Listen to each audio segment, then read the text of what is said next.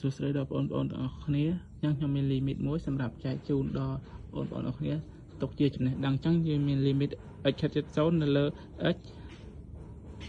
5នៃ sin 5x អញ្ចឹងមុននឹងធ្វើយើងចំនួនរៀងសិនមកអញ្ចឹង0កន្លែងណា x ហ្នឹងគឺចំនួនដោយលេខ0អញ្ចឹងខាងភាគយក0ភាគបែង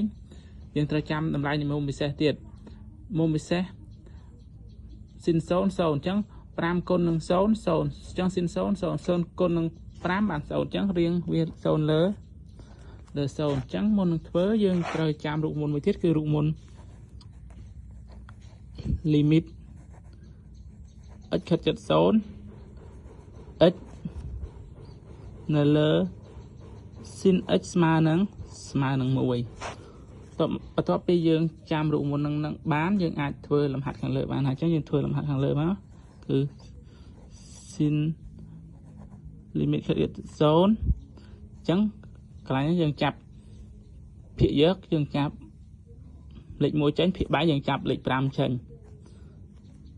តែនេះចាប់បានចេញអត់បានទេដោយសារថាវាជាប់តម្លៃនៃមុំពិសេសចាប់តែផលគុណទេនេះចាប់អត់បានទេគុណនឹង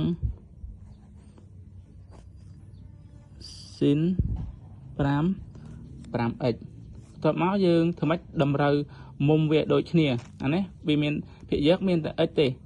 ញ្ចឹងយើងត្រូវថែមបានទៀតត្រូវថែមលេខ5ទៀតអញ្ចឹង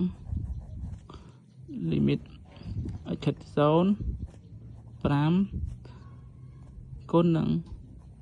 5អញ្ចឹងខណៈភាគយកថែមតម្លៃលេខប៉ុណ្ណាភាគបែងក៏ថែមប៉ុណ្ណឹងដូចគ្នាអញ្ចឹងបន្ទាប់មក limit ហ្នឹងវាចូលរូបមន្តហើយអញ្ចឹងចូលរូបមន្តយើងចំនួនលេខយកតែម្ដងមកគឺ1នៅលើ5អានេះចូលរូបមន្តអញ្ចឹងវាស្មើនឹង1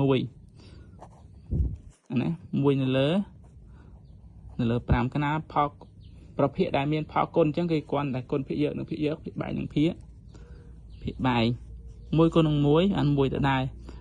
5គុណនឹង5បាន25អញ្ចឹងដូចនេះ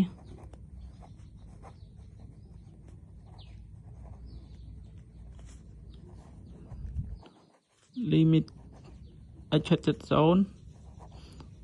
x នៅលើ5 sin 5x ស្មើនឹង1នៅលើ25